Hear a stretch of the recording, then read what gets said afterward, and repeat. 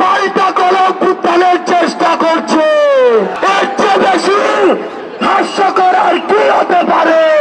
যেই শাহবাগের মঞ্চ থেকে আমাদের লড়াইয়ের চূড়ান্ত ধাপ শুরু হয়েছিল, আজ আমরা অনেকটাই বিজয়ীর বেশে সেই শাহবাগের মঞ্চে আবার এসে জড়ো হয়েছি। যেই স্বৈরাচারী সরকার পুলিশ দিয়ে আমাদের ব্যারিকেড দিয়েছিল, সেই স্বৈরাচারী সরকার কোথায়? সেই পুলিশ কোথায়?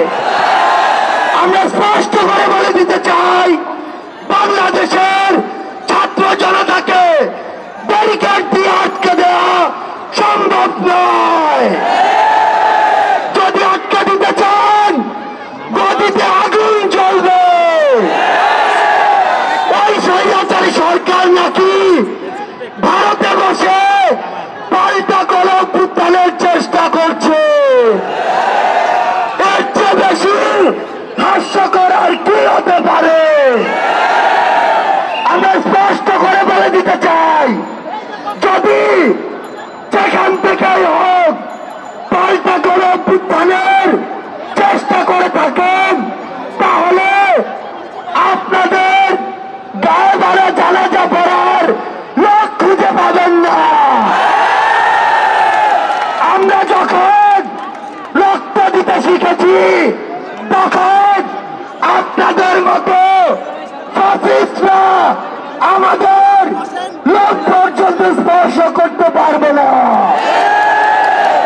আমরা বলে দিচ্ছি, লক্ষ মানুষের সমাগম দেখেছেন, এরপরে যদি আমাদের দিকে চোখ তুলে তাকানোর সাহস করেন, কোটি মানুষের সমাগমে পিষে ফেলব। যতদিন পর্যন্ত জনতার দ্বারা নির্বাচিত জনগণের সরকারের হাতে ক্ষমতা না যায়, ততদিন পর্যন্ত রাজপথে 10 মিনিটের ঘোষণায় নামার জন্য প্রস্তুত থাকতে হবে। যেই গর্ত দিয়ে ওই ফ্যাসিস্টের দোসররা বের হওয়ার চেষ্টা করবে, দুইটা কাজ করতে হবে। সেই গর্তেই তাদেরকে ঢুকিয়ে দিতে হবে এবং ওই গর্তে তালা দিয়ে দিতে হবে। আমরা স্পষ্ট করে বলি, বৈষম্য বিরোধী ছাত্র আন্দোলন বাংলাদেশের কোন নির্দিষ্ট মতের বা দলের আন্দোলন ছিল না।